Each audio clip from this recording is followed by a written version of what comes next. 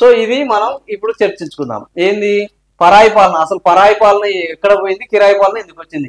కేసీఆర్ హయాంలో ఆత్మగౌరవంతో బతికినం, కాంగ్రెస్ పార్టీ గద్దెనెక్కగానే మళ్ళీ మొదలైన కాంగ్రెస్ పాలనలో బానిసత్వంలోకి తెలంగాణ శూన్యం నుంచి సునామీ సృష్టించిన నేత కేసీఆర్ చావు నోట్లో తలపెట్టి ప్రత్యేక రాష్ట్రం సాధించారు. తెలంగాణను అన్నిటి అగ్రగామిగా నిలిపారు. తెలంగాణ అప్పులపై కాంగ్రెస్ తప్పు లెక్కలు చెప్పింది. పార్లమెంటు సాక్షిగా కేంద్ర గణాంకాల నిదర్శనం కాంగ్రెస్ బీజేపీల దుష్ప్రచారం. సో ఇవన్నీ చెప్పింది ఎందుకు అయ్యా అంటే, రాష్ట్రంలో పరాయి పాలన, గతంలో పరాయి పాలన అంటే ఆంధ్రప్రదేశ్ అది ఉన్నప్పుడు ఇతర ప్రాంతాలకు సంబంధించిన వాళ్ళు పరాయి వాళ్ళు పాలించే వాళ్ళు, ఇప్పుడు సొంతం వాళ్ళే పాలిస్తున్నారు. కాకపోతే వాళ్ళ యొక్క అదుపాజ్ఞల్లో వాళ్ళు డబ్బులు ఇస్తే మనల్ని పాలిస్తున్నారు, కిరాయి పాలన చేస్తున్నారు అని ఈ రోజు నిజంగానే కేటీఆర్ ఈ రకంగా మాట్లాడడం అనేది ఈ రోజు సంచలనంగా మారింది. ఎందుకంటే ఒక ముఖ్యమంత్రిని పట్టుకొని నువ్వు కిరాయి ముఖ్యమంత్రి అనడం కూడా అత్యంత ఇది అప్రజాస్వామికమైన అంశము. ఈ అప్రజాస్వామికమైన ఇప్పటికే అనేక సార్లు మా పరువుని మా ప్రతిష్టని దెబ్బతీశారని కేటీఆర్ న్యాయస్థానాలను ఆశ్రయిస్తున్నారు.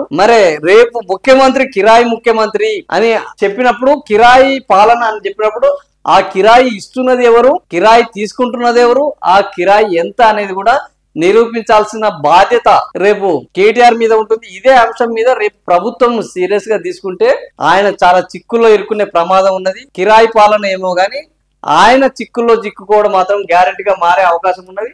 మరి దీనిపైన ప్రభుత్వం ఎలా స్పందిస్తున్నది? ఇది ప్రభుత్వం స్పందించకపోతే కిరాయి పాలన, స్పందిస్తే కిరాయి పాలన కాదు. మరి ప్రభుత్వం స్పందిస్తుందా కిరాయి పాలన మీద? స్పందించదా?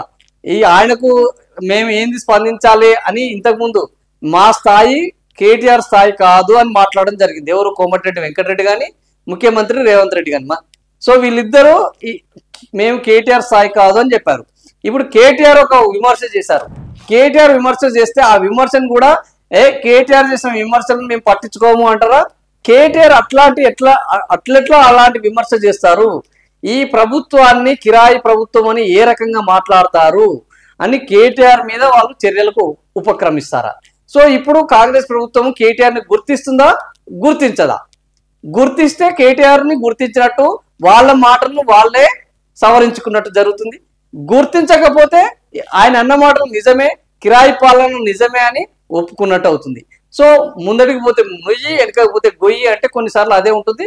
సో ఈ విషయంలో కేటీఆర్ గారు చాలా అద్భుతంగా తన పాచికని వేశారు. ఎందుకంటే నన్ను గుర్తిస్తారా, గుర్తించరా? గుర్తిస్తే స్పందించండి, గుర్తించకపోతే ఇది నిజమని ఒప్పుకున్నట్టే.